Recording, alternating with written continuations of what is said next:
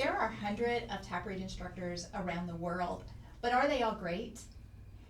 I'm Michelle Wishon, and I'm here today with Ken Reed to talk about the 3 ways to become a better taproot instructor. Hey, how's it going? Good. How are you doing today? Good.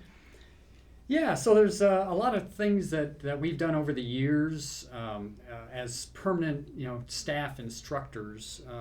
We teach different ways. We all have our own styles, but we've kind of found the general ideas, the best ideas on how to make sure that you're getting the right point across, and that the students are getting everything during the classes. Sure. So I know we had kind of discussed a little ahead. We kind of broke it up into 3 different phases of instructing. So you want to make sure that you've got your setup right, you want to teach correctly, and then your follow-up at the end. So those are the kind of the 3 areas that we can probably go a little more detail. Sure. and give some ideas on for our certified instructors. Right. And it's probably hard to narrow that down to just 3. It really is, yeah. It was easier to narrow down to 3 categories instead of 3 exact tips. Yes, because there's so many out there. There's a lot of good ideas and good ways to be teaching. So yeah. So let's talk about the course setup and what's involved. So there's several things on your course setup that I think is critical. So for example, having the materials in place. Okay. Having your workbook and your root cause tree and your dictionary, have those all set up for your students. So make sure you're ordering them in plenty of time for your course. Exactly. It takes, if you have to order those from us, and it takes, if it's right next door here, maybe a couple of days, but if we're going overseas, it can take 3 or 4 weeks to get stuff. So we ask for at least a month of lead time to get the materials to you. So I think all the instructors know to go on the website, and they have their own login, and they can go order the materials that way. So you're right, plenty of lead time to make sure that you're comfortable and you're not looking at your watch trying to figure out, I'm teaching tomorrow and I hope the materials show up today. You don't want to worry about that. Right. So we also kind of look at the classroom itself. I'm not convinced there's a 100% best way to set up your classroom. It depends on the room that you've got. It depends on where your screen is and where you're going to put your projector. Whatever that is, though, you need to figure that out ahead of time. And also, how big is your class? Like the attendees that are coming. Exactly. If you're only going to be teaching 5 or 6 people, that's a completely different course than a 25-person course. So they may all fit around one table then if you only have a small course. We try to put them in more of from our perspective, on a medium to large size course. You really want a classroom setup where they all have enough room on their table to put their materials and computers if they want their computers out, and just to make sure that they've got enough room. So the classroom type setup is what we prefer when we teach. I've taught with big round tables before. That works okay, except the guy sitting at this part of the table is trying to look at the screen over his shoulder. So I usually try to do the classroom setup. So that seems to work the best in general. Current PowerPoint, software, all the technical stuff. Then you got the technical stuff. Make sure that your projector works with your computer and the PowerPoint that you're using, like you mentioned. We don't change that all the time, but at least once a year that changes at the summit. So you want to make sure you've got the current version of the software, of the PowerPoint ready to go. And then software. Are you going to be using the software during your course? You don't have to, but if you're a licensed customer, you probably want to be using the software. So what access do you have to the software? Are you going to be using your production site? Are you going to be using a training or a development site of some type? Do you as an instructor have access, and have you given access to the students so they can get into it? So they have to have a username and password to get in. So just have that in your head ahead of time, and that's ready to go. Right. And I think all of this put together creates a welcoming environment for the students as well. It really does. They come in and they notice that the instructor's prepared. Everything is organized and put together and ready to go. It makes everybody more comfortable. When they walk in, the instructor isn't running around trying to figure out how to plug his computer in and, it won't boot up right. And students very quickly recognize that this course isn't really ready to go yet. So Sure. Yeah. we even try, when we set up our classes, all those books and stuff, we try to get them all arranged professionally so they look good, and it just shows your level of professionalism, that you're ready to go as an instructor, and you just didn't figure this out this morning that you got to go teach. Right. Because you can tell when that happens. Yes. So that course setup is important to, like you said, to make sure everybody's comfortable and ready to go and welcoming, and we're prepared for this course. Right. Not wasting our time. Right. It's a good course. Yes. So to summarize, be organized. Be organized, yeah. Think ahead Yes. on what you need. Have your own checklist set up, your pre-course checklist of how you're going to do it each time. We all do that as staff. We have a checklist we go through, and we know exactly how it's going to be set up each time. I'm a fan of checklists. I have one for everything I Yeah, do. you do. You have a lot of checklists. I do, even for traveling. Yep. So let's talk about teaching techniques a little bit. So now when you're finally set up, the class is ready to start, students come in, they sit down, everything looks good, they're ready to go, you're ready to go. There's a few things that you can do to make sure the course is taught properly. First of all, we really encourage you just follow the course outline. Try not to change it much. We've put a lot of time and effort and experience into building our PowerPoints and our courses so they work. And if you're going to make changes to it, there really has to be a good reason for it, that it just won't work the way it's written. Well, not only that, it gets you off track so quickly, and does. then you kind of go away from what we are trying to show you and teach you into something completely different. Yep. And now you're not teaching taproot. You are exactly right. Yeah. There is the exercises that we have and the timing that we have are there to emphasize specific points. And if you change something in the course, you may be missing the point we're trying to get across with our course. So that's exactly right. You want to really keep it as close as you can, so you're not going down rabbit holes and teaching the wrong things. And just follow the course. Just follow the outline. Yeah. So that works well. Have lots of hands-on exercises. Lots of hands-on. Instructors sometimes feel that they want to talk a lot, talk. They could get boring. I can tell you the students don't learn any more in 5 minutes of talking about snap charts than they do in an hour. An hour is too long, and it's designed to be about a 20-minute topic. There's a reason it's 20 minutes, because the students don't really learn it till they go up and put their hands on it. Yes. So the exercise is critical. Don't think you're talking them through it by pontificating up there. Yes. Get through it and get them into an exercise as soon as you can. That's where they learn it. Yeah. We had mentioned icebreakers. Yes. I think those are really important, especially in our public courses. That's a great thing for us when we teach at a public, because nobody knows each other. But even if they do know each other, getting the class into the mindset that they're going to be interacting with each other and interacting with the instructor. Those icebreaker exercises that we do, the marble drop game. Yes. I know that some instructors feel that's unnecessary. Well, let's talk about why we do it. Yeah, there's several things that you get out of that exercise. The first is just preparing the students to interact.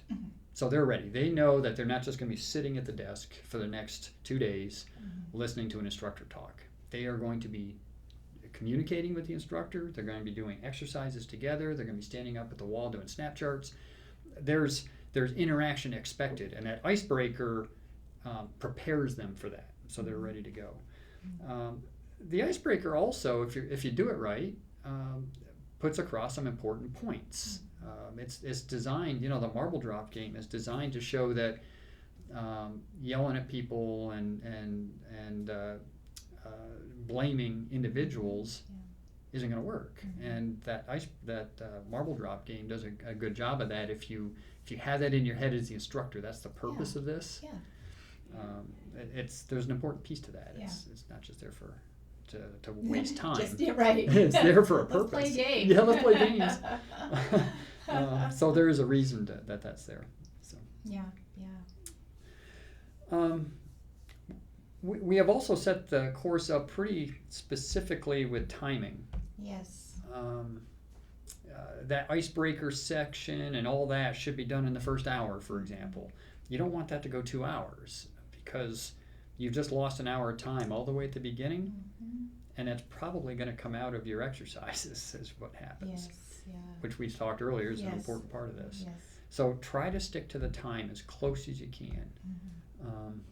Especially newer instructors, well, I shouldn't say it that way. Some of the more experienced instructors have all these examples in their head that they want to talk about. Let me tell you what happened when I did my first investigation. There's a 15-minute discussion. Oh, yes.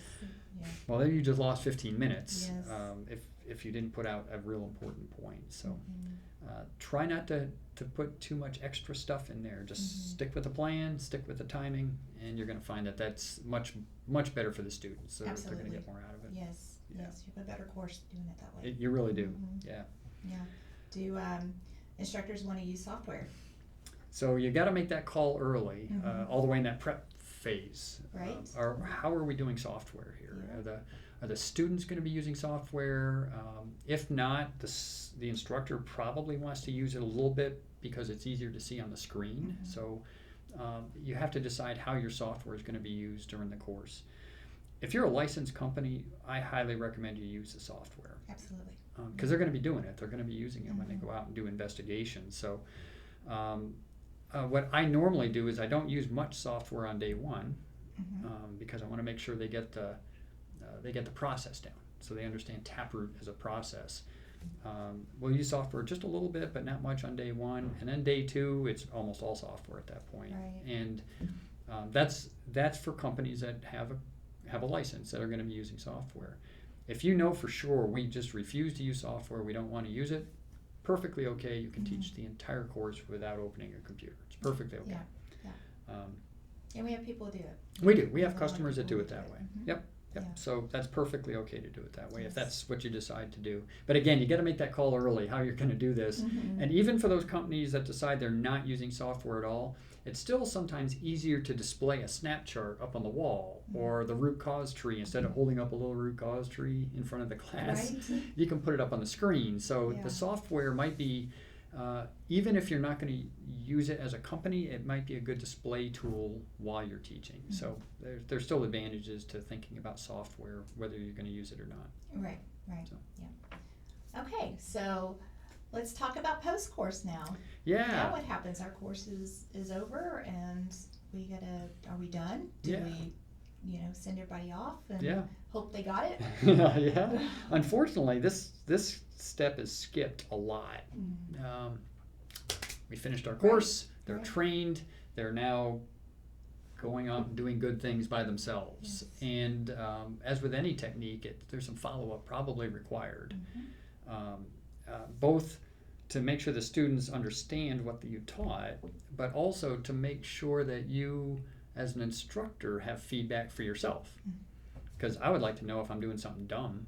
Well, yeah. That you is keep just doing it. that's right. I want to fix that, and it's easy to have a distracting mannerism that you don't know about that you'll see in a feedback form sometimes. Yes. So I learned early on I need to slow down when I'm teaching because I speak really fast, and even now while I'm talking, I'm speaking much slower now than I do when I'm in a conversation And with now I'm somebody. concentrating on that. Now you're listening to that, right? But I had to force myself to speak slower, especially when I teach overseas. I'm oftentimes teaching people who have English as a second language, and you've got to be very careful how you speak because I respect those people a lot. They can speak another language. I can't, and I can imagine how hard it is trying to listen to somebody speak in a different language and they're just really fast. Yes. So I forced myself to slow way down, and that came out on a feedback form. Oh, good. Okay. When I first started teaching, Yes. that I need to slow down. So collect feedback forms. I don't think that we supply feedback forms. They're in the back of the workbook, I think. So. I think they're in the back of the workbook. So the students can tear those out and use those. If you have your own feedback form that you want to use as a company, go ahead and use that. But I do recommend you have some kind of a feedback form. Yes. And then read them. You got to read. Yes. It's Yeah. easy to finish the day and say, okay, I'm done. Right. But the last thing I do before I leave is I collect the feedbacks and I read through and see if there's any major things I need to fix.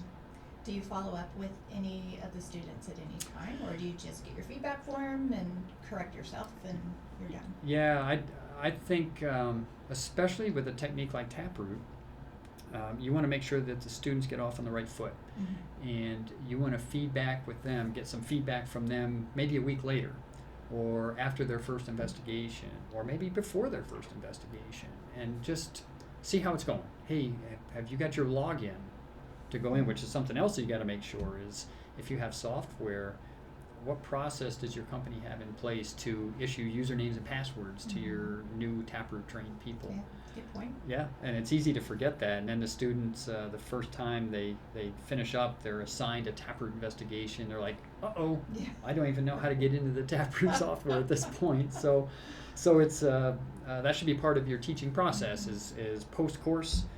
I said, I don't know, send a list to the IT department. Here's the people that need access to the software, and or however you want to do it as a company. But you should have some type of a process in place to get software access. And then you as an instructor will probably want to touch base with the students. And we do that on our public courses. I mean, we teach a lot of courses, and we still do feedback with the students. The instructor will give a call the next week or 2 weeks after the course, see how everything went. Is there any questions that came up? And I think that's a vital piece of your teaching is have the students picked up what you tried to teach them. Did they get it? Yeah. What you don't want to find out is after their first investigation that they're missing something. So you can help them out, you can mentor them through that, and then you as a company decide how you're going to assign these brand new Taproot trained people to their first investigation. Whether they do it on their own, they do it in groups, they're teamed up with a seasoned investigator. Lots of different ways to do it, but that's something you should decide early on in your program about how you're going to teach that and get that feedback. And it's important too that instructors are teaching 3 or 4 times a year at least. Yes. Because if you're teaching once, you're not going to be a good instructor, I don't think. I mean, you're just not. It's not fresh in your mind. Yeah. And it's not good for the students. Right. It's almost a muscle memory. You know, if almost anything that you practice, playing an instrument, whatever it is, eventually you've got the muscle memory down. And teaching's the same, especially a Taproot course. It shouldn't be different each time. It should be the same. Right. And if you only teach once a year or once every 2 years, you never develop the pattern. You never develop the flow of your instructing. And each person teaches differently. Everybody has their own technique, and it takes a bit to develop that. And I'm glad you mentioned that. If you only teach once or twice a year, you never really develop that. And we recommend at least 3 or 4 times a year as an instructor that you teach. Yes. If you don't have enough, if you have 2 instructors and you're only going to teach 3 courses during the year, you may want to consider having both instructors at all 3 courses. Right. That way they get some That's practice. a good idea. Yeah. Right? Otherwise, one instructor teaches twice and the other only teaches once. And you don't get any practice that way. So that's another thing to consider is, how do I maintain my proficiency as an instructor? Yes. Part of that proficiency is the summit, right? Going to the summit. And that's another great way to become a better instructor. Right.